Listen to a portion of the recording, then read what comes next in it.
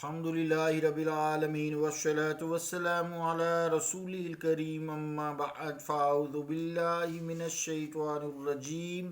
بسم الله الرحمن الرحيم عن ابن عمر قال بعث النبي صلى الله عليه وسلم خالد بن وليد إلى بني جزيمة فدعاهم إلى الإسلام فلم يحسنوا أن يقولوا أسلمنا فجعلوا يقولون سبعنا فجعل يقتل وياسر ودفع إلى كل رجل منا أسيره حتى إذا كان يوم أمر خالد أن يقتل كل رجل منا أسيرا فقلت والله لا أقتل أسيري ولا يقتل رجل من أصحابي أسيرا حتى قدمنا على النبي صلى الله عليه وسلم فذكرناه فرفع يديه فقال اللهم إني أبرأ إليك مما صنع خالد مرتين رواہ البخاری۔ صدق اللہ و صدق رسولہ الکریم۔ عزیزان گرامی قدر، السلام علیکم ورحمۃ اللہ وبرکاتہ۔ حدیث پاک کا ترجمہ یوں ہے، روایت ہے حضرت ابن عمر سے، فرماتے ہیں کہ نبی کریم صلی اللہ علیہ وسلم نے خالد ابن ولید کو بنی جزیمہ کی طرف بھیجا تو خالد نے انہیں اسلام کی دعوت دی۔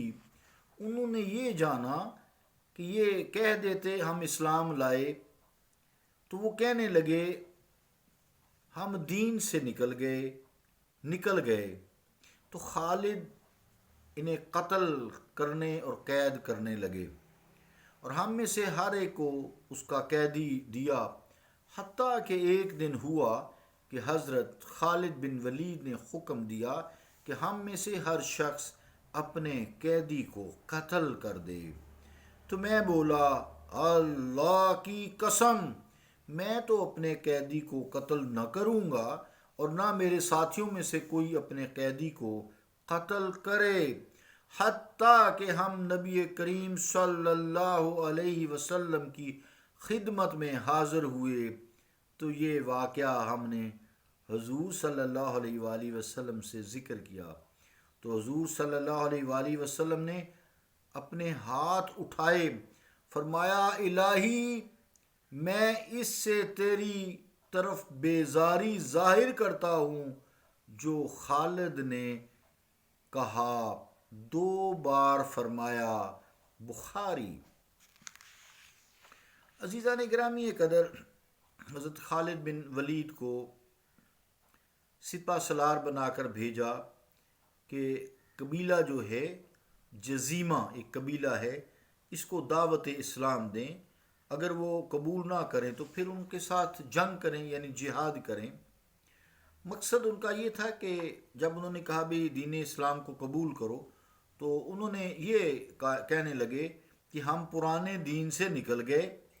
اور نئے دین جو آپ نے ہم پہ پیش کیا اسلام، اس میں ہم داخل ہو گئے۔ حضرت خالد ولید کو اس کے الٹ سمجھ آیا۔ حضرت خالد بن ولید رضی اللہ تعالیٰ عنہ یہ سمجھے کہ یہ کہہ رہے ہیں کہ ہم دین اسلام سے نکلے ہی رہیں گے، یعنی اس طرح سمجھے ہم مسلمان نہیں ہوں گے، ہم دین اسلام سے نکلے ہی رہیں گے، یعنی اپنے دین پر ہی قائم رہیں گے۔ تو یہاں لفظ جو ہے سبانا تو سابی ہے، تو عربی میں سابی بے دین کو کہتے ہیں جو دین سے نکل جائے۔ مراد یہ ہے کہ آپ اس قبیلے والوں کے لوگوں کا مقصد نہ سمجھ سکے، یعنی بعض کو انہوں نے فی الوقت قتل کر دیا اور بعض کو قید کر دیا، آئندہ قتل کر دینے کے لیے یا غلام بنانے کے لیے قید کیا۔ نیت یہ تھی، حاکم کو چونکہ یہ اختیار بھی ہوتا ہے کہ یا تو فوراً قتل کر دے یا قیدی کر دے یا کچھ دیر بعد قتل کرے۔ یعنی وہ قیدی پھر جو انہوں نے کیے وہ غازیوں میں تقسیم کر دیے تاکہ انہیں وقت کے ساتھ حکم دیں اور اس وقت تک وہ محفوظ رکھیں۔ پھر ایک دن حکم ہوا کہ ہر شخص اپنے پاس جو اس کا محفوظ غلام ہے اس کو خود قتل کر دے۔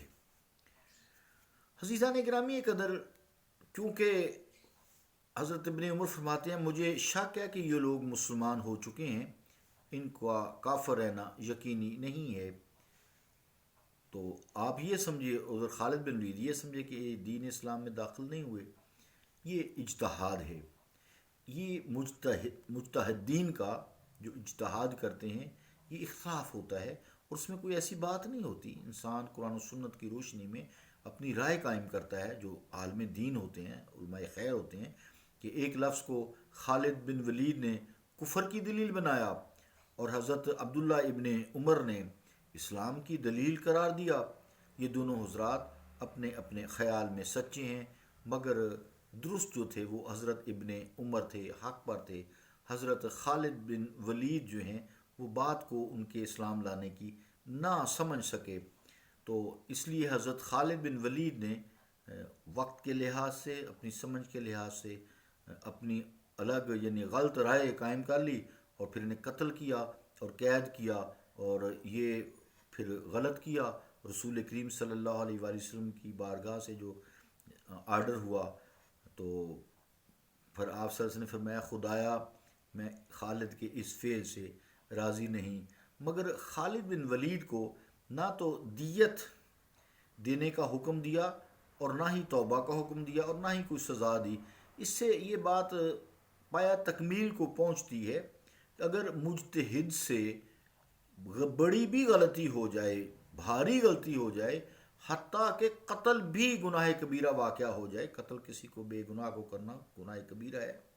تب بھی اس پر گرفت نہیں، نہ آخرت میں نہ دنیا میں، نہ اس کو کوئی سزا ہے، نہ اس پر کوئی مقدمہ ہے، اور نہ اس کی کوئی خطا ہے۔ اس نے اپنی سمجھ کے مطابق، اپنے علم کے مطابق جو ہے اس طرح فیصلہ کیا۔ تو اس لیے رسول کریم علیہ الصلاۃ والسلام نے حضرت خالد بن ولید پر کوئی شرعی حد قائم نہ کی، بری کیا، لیکن کہا کہ آپ کو یہ چونکہ سمجھ نہیں آئی تھی تو خدا را میں اس سے برات مانگتا ہوں، میں اس سے دور ہوں، بیزاری ظاہر کرتا ہوں۔ اور آپ صلی اللہ علیہ وآلہ وسلم نے 2 مرتبہ یہ بات فرمائی، اپنے ہاتھ اٹھا کر بارگاہ الہی میں، صلی اللہ تعالیٰ علی رسول خیر خلقہ محمد وعلی آلہ و اصحابہ اجمعین برحمتک یا ارحم الراحمین۔